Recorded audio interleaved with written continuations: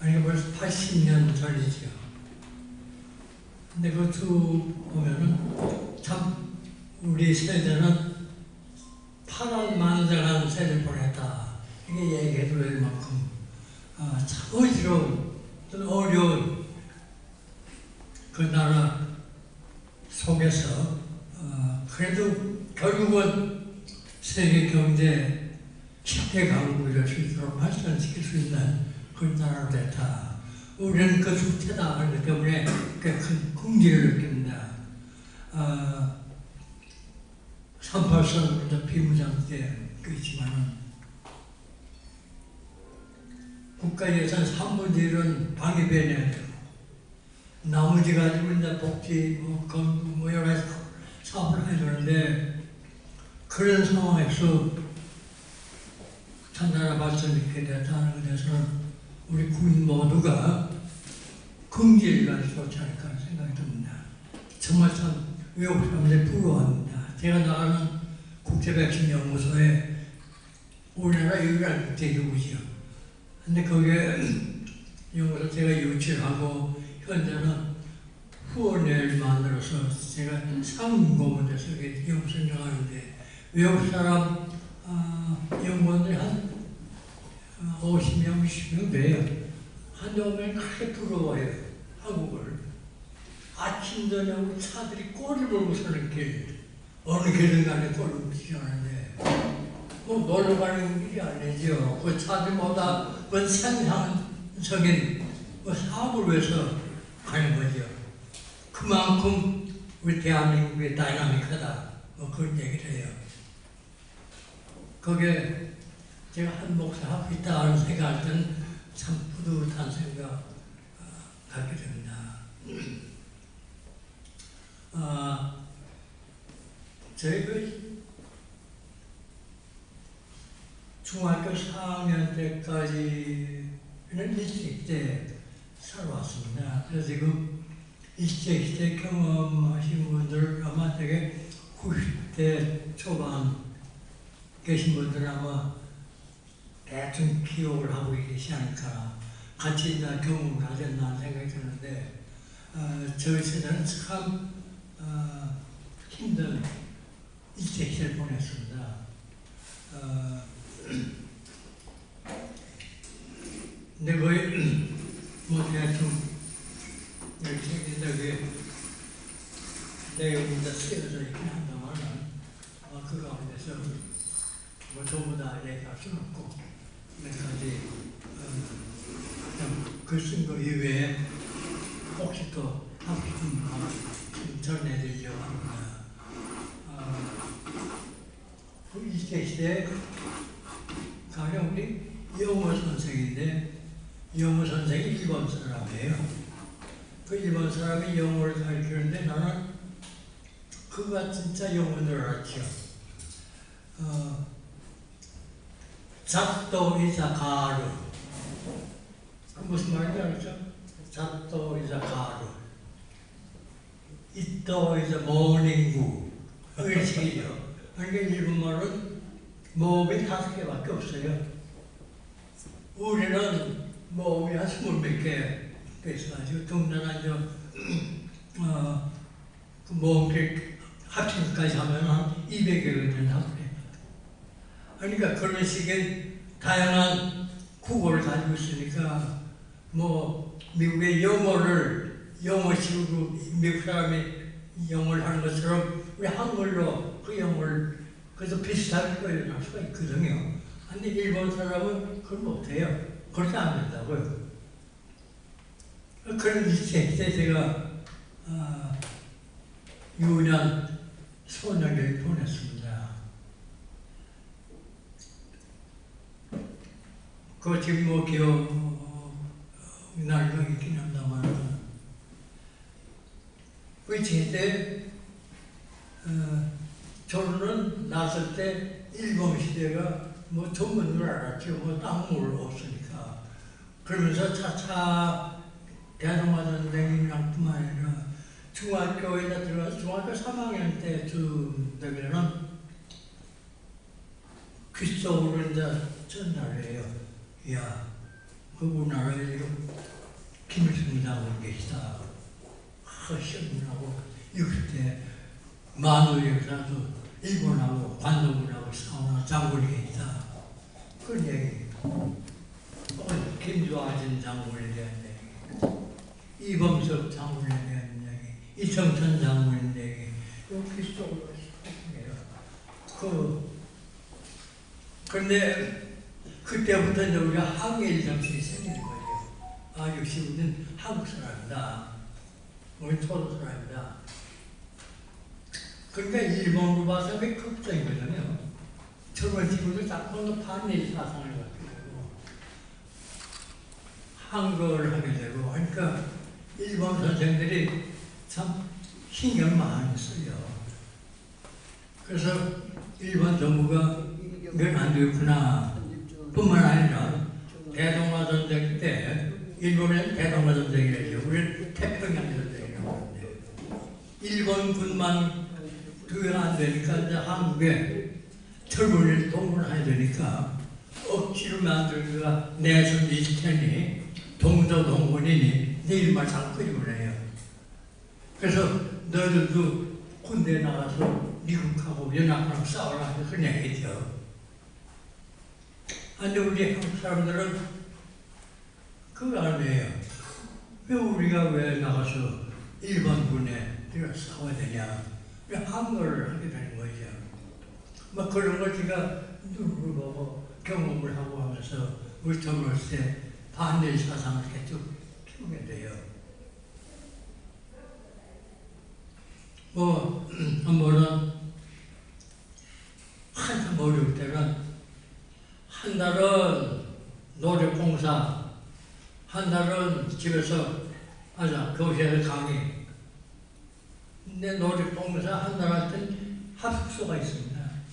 비행장 닦기, 탄광에 철광 캐기, 소나무 뿌리, 소나무 기물을 하기 위해서 소나무 뿌리 캐습니다. 제공하는 거. 근데 이름도 동원하는데 한 달 동안 동원돼요.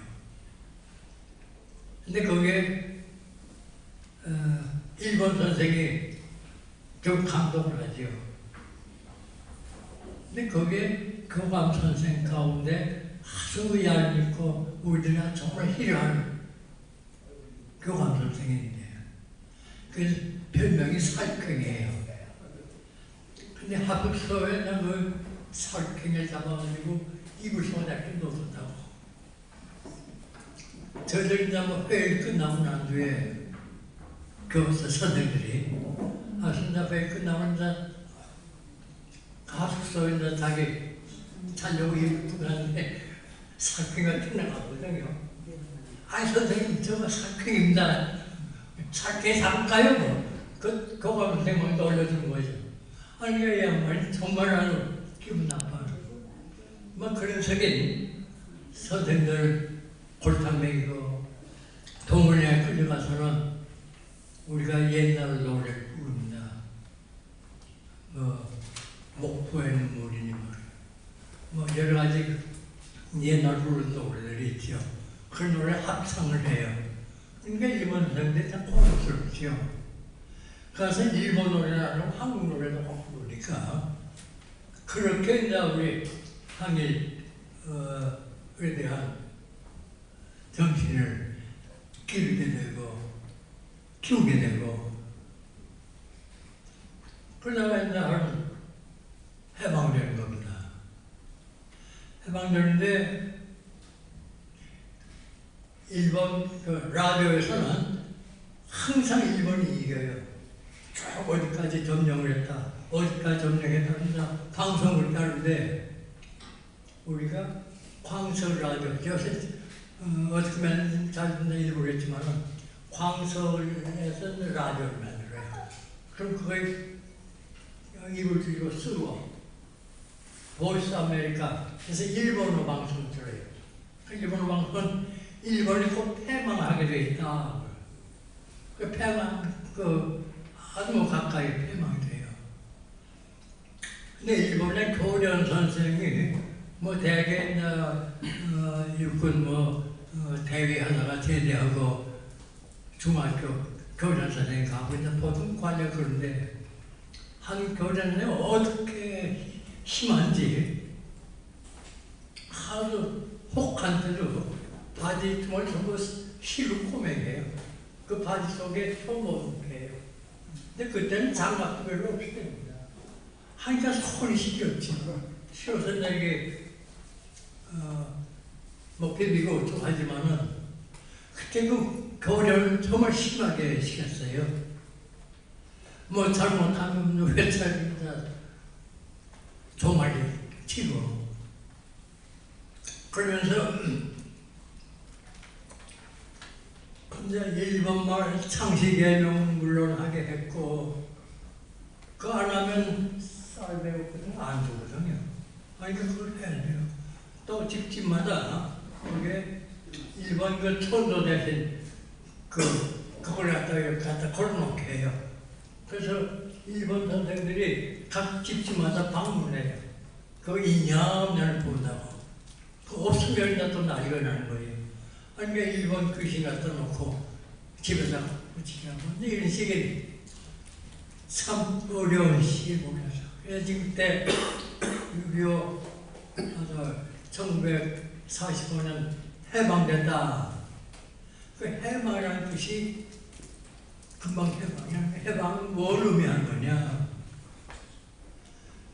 뭐 다 아세요? 해방이라는 거는 그 족쇄에서부터 풀려나는 거 해방이거든요. 근데 해방이라는 뜻이 굉장히 큰 뜻이 있어요. 그 해방을 맞다 한 거가 우리 봐서는 나는 참 그 기분이에요. 그래서 그 해방을 맞을 때 우리 노적 동을 걸려놨어요. 그래서 비행장 한참 타고 있는데 일본 천황 그 라디오에서 일본 천황에 치료가 지금 나와요. 일본말로 하는데 아주 힘 빠지는 거예요. 그래서 일본이 좀 패망을 했다는 방송을 하더라고요. 아니, 그 일본 선생들은 무릎 꿇고 막 울어요. 우리는 손뼉 쳤죠.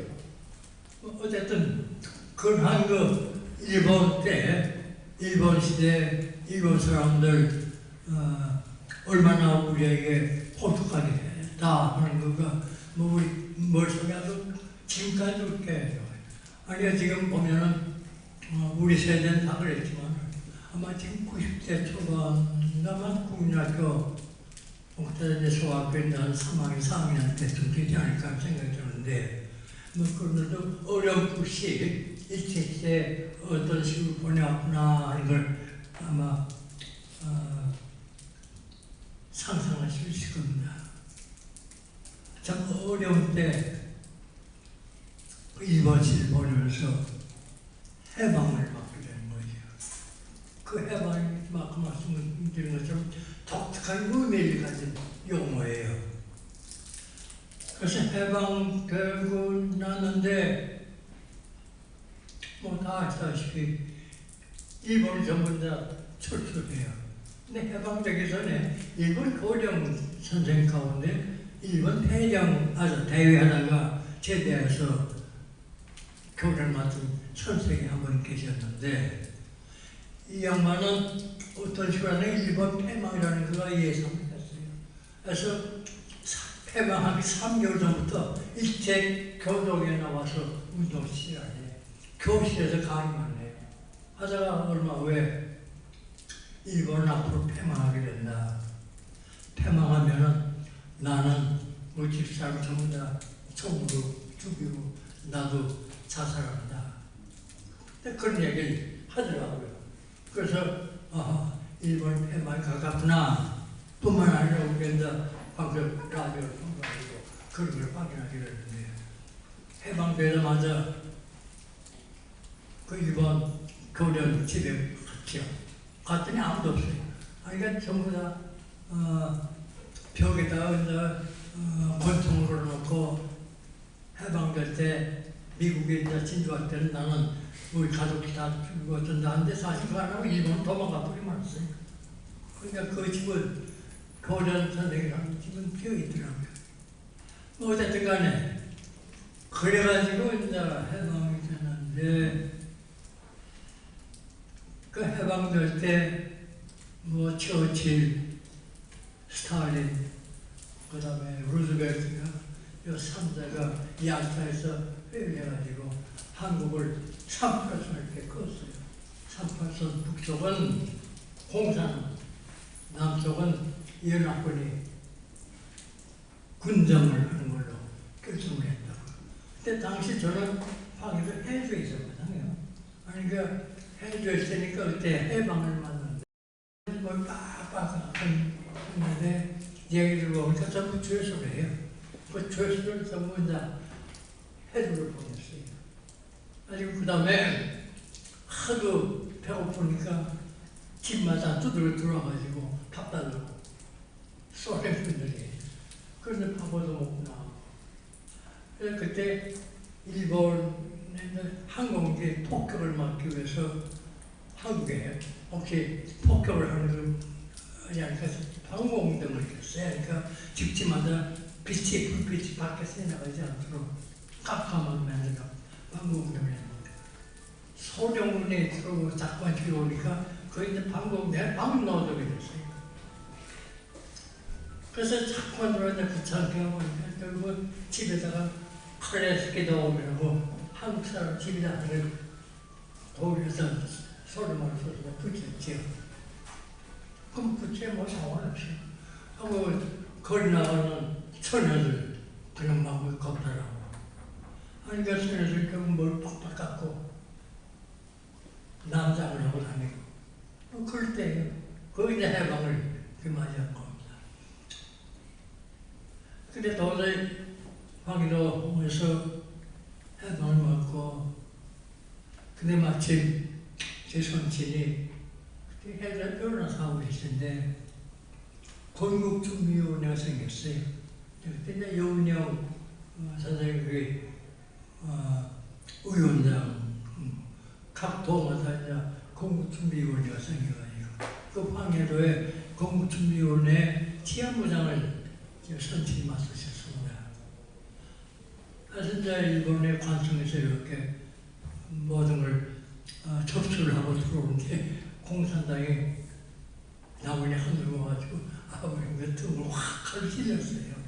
그러니까 조그만 해서 큰일 날 뻔했는데 그 약간 비켜나 찔린 가닥에 금방 그 치료해드리고 그때 38%를 냈기 때문에 추력을 가지고서는 아버님 모시고 그래서 서울에 일가집에 계시게 하고 그 어머니는 해외에 계시고 아버님은 서울에 계시고 38선 경계 굉장히 심해져요.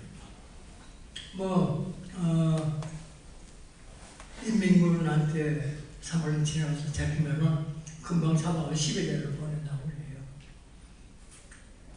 그래서 내가 역시 난 연락병 노릇을 해야 되니까 그래서 떡을 다 뜯어서 등에 메고 그렇게 하다 인민군 만나면 떡 주죠. 그러면 뭐 배고프니까 떡을 먹는데 어제 가냐? 내가 방에 서울인데 서울 간다면 안 돼요. 그래서 해주를 한다. 안 돼. 돌아가. 그래서 서울 가는 거예요. 뭐 이런 식으로 참 어려운 한번 상상을 해보세요. 아들 그 어려운 38선을 아들 보내놓고 다음에 올 때 한 달 반쯤에 오는데 그 사이 부모들이 얼마나 속을 태우겠어요. 제대로 38을 넘었는지 뭐 돌아와서 확인하게 되면 잠을 못 주무신 거죠. 뭐 그런 시기를 왔다 갔다 하면서 그게 중학교 4학년 때거든요. 그러니까 지금 가만히 보면 요새 중학교 4학년이 혹시 그렇게 그런 가능할까 하는 생각이 들어요. 아주 굉장히 빨리 초속을 한 거죠. 근데 해봐 그 3%선 왔다 갔다 하고 참 어려운 시기 보냈는데 이제 3.8 해방돼가지고 서울을 내려왔는데 원래 우리 고향이 대전이에요. 그래서 일단 대전으로 내려갔죠. 그래서 아버님도 대전에 계시고 아버님 어떻게 하시고 법관 변호사 역할을 하시는데 그게 대전 지방법원장을 맡으셨어요. 그 대전에 가서 이제 정책을 하고 거기서 중학교를 끝내고 그다음에 이제 대학 예과를 들어간 거예요. 근데 그때 부모들은 나보고 의사가 되라 그래요.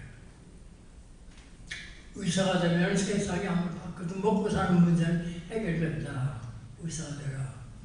저는 의사가 정말 싫었거든요. 그래서 예과, 대학 졸업 맞고 예과를 입학을 했는데 그게 46년입니다. 1946년에. 예과 이제 2년 수료하고 나서 각 학과를 지망하는 게 있는데 난 원래 화학을 하고 싶었어요. 그래서 2년 200명, 예과 학생 200명 가운데 화학과를 가라 그냥 90명이 가더라고요. 아이고 그래가 그냥 화학과를 뭘 어떻게 할 건가. 여기 보니까 생물학과, 신설학과인데 15명밖에 안 가요. 그래서 내가 생물학과 시작했죠. 그래서 생물학을 하면서 화학 공부할 수 있겠냐. 생물학과를 시작했어요. 그래서 집에 갔죠. 부모들이 의사가 되길 바랐는데 생물학과를 시작하니 얼마나 희망을 하셨겠어요. 그래서 내가 저 의사 만든 학과를 택했습니다. 그렇죠. 뭐 어쨌든 생물학과에 시설이 아무것도 없어요. 그때는 학생 70명, 현명 세대밖에 없어요. 거기 한 20, 30명이 쭉 모아가지고 그 세포를, 참 세포를, 이 세포 안에 염색되고 하는데 그렇게 할 신기할 것도 없어요. 거의 10여 명이 한꺼번에 모여가지고 교대로 이제 현미용을. 근데 그 현미용만 나중에 도둑을 맞아 없었어요. 그 동대문산에 가서 현미용 다시 찾아봤습니다. 뭐 어쨌든 그러한 식인 방법으로 생물학을 시작했는데 그러니까 이제 실험실이 없으니까 종이하고 연필만 가지고 쓰는 생물학이 뭐냐. 그래서 그거 가지고 뭐 인류論하기다, 뭐 집단유전하기다, 그다음에 출생 성배에 대한 그 영국의 어느 학자는 대한민국의 여아 출생 100명에 남자 출생 113명이다. 세계에서 가장 높은 남아 출생률의 나라가 한국이다. 발표해 있어요. 근데 서울대학교 부속병원에 내과 의사 일본 사람인데 그 양반 발표하는 병원을 100대 대구로 우리나라 남아 출생의 세계에서 가장 낮다 이렇게 발표를 했어요. 그래서 내가 그걸 보고 이거 확인해야 될 거예요. 그래서 3년 동안 출생 성비에 대한 연구를 쭉 해서 겨우 100대 113이라는 숫자를 얻었습니다. 근데 그게 결과는 그렇게 됐지만은 우리나라하고 갑자기 뭐 다른 나라보다 남자 출생이 많다는 게 없다는 생각을 갖고 있어요.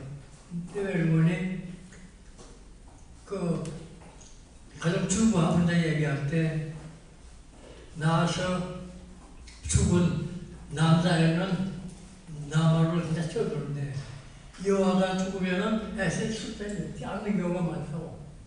그러니까 죽은 여아까지 생각을 하고 뭐 그 숫자를 넣으면은 우리나라랑 뭐 딴 나라랑 그렇게 달라질 거 없겠냐. 역시 100이나 106 먹고 살지 왔다 갔다 하지 않을까 하는 생각이 그때 가졌습니다. 근데 지금 모르겠어요.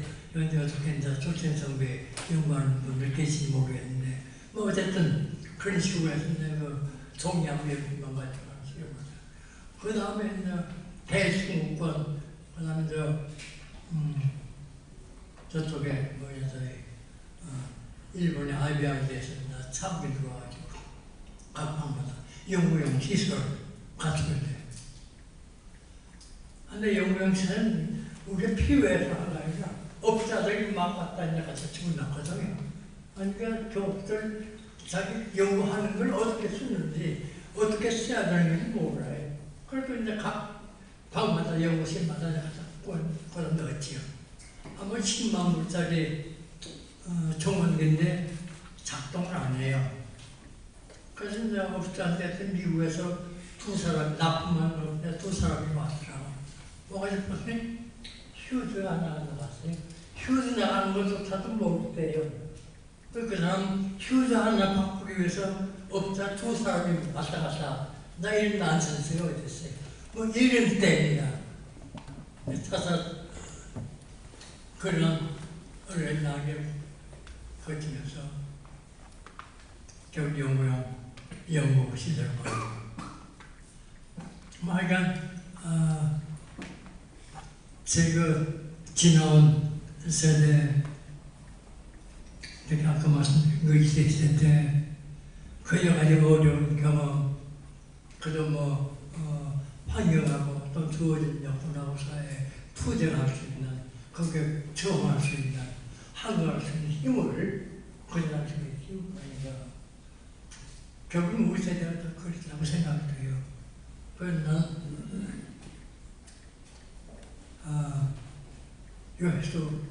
요새 늘 국제백신연구소에 나오는데 그거 기자들로 봐서는 취재 대상이 되는가 봐요. 97세 늙은이가 아직도 사무실 나가구나. 그래서 이제 지식인 쌓이는가 그래서 40분짜리 2번 대담을 한 거 이렇게 한 경험이 있는데 그 뒤에 KBS 방금 연못에 또 나 취재한다고 와가지고 저 설불공 올라가니까 어디가 새벽에 와가지고 텔레비 그 카메라에 시험실에 와서 연구실에 와서 하여간 여러 가지로 그래서 날 추적을 해가지고 한 프로그램이 있었습니다. 그걸 뭐 보신 분들이 많더라고요. 그만큼 아직은 괜찮아요. 아직은 활동하는데 아직 괜찮아요. 그래서 누가 언제쯤 쉴 거냐. 그래서 건강한 대로 100세 하든 120세 하든 건강한 대로 나는 연구소 나간다. 나가서 연구소 사업을 왜 도와줄 것이다. 뭐 그런 얘기를 해왔습니다. 내가 뭐 인명대천이나 아무리 큰 소리 쳐도 하늘에서 알아서 해줄 것이지 내가 아무리 여기서 생각 안 해요. 그냥 다만 건강한 한 나라 파스토를 해서 기여를 해야 되겠다. 지금도 똑같은 생각입니다. 뭐 매일 아까 말씀드렸지만 그 마음을 건다 하니까 참 그 기념인가 봐요. 그렇게 이 나이에 97세 늙으니까 아직도 마음을 고 그나 어쨌든 아직은 허리, 무릎, 다리 또 아무데도 고난이 없으니까 건강한 대로 그런 생활을 계속해 나가면서 사회발전에 그 기여할 생각을 가지고 있습니다. 오랫동안 너무 죄송합니다.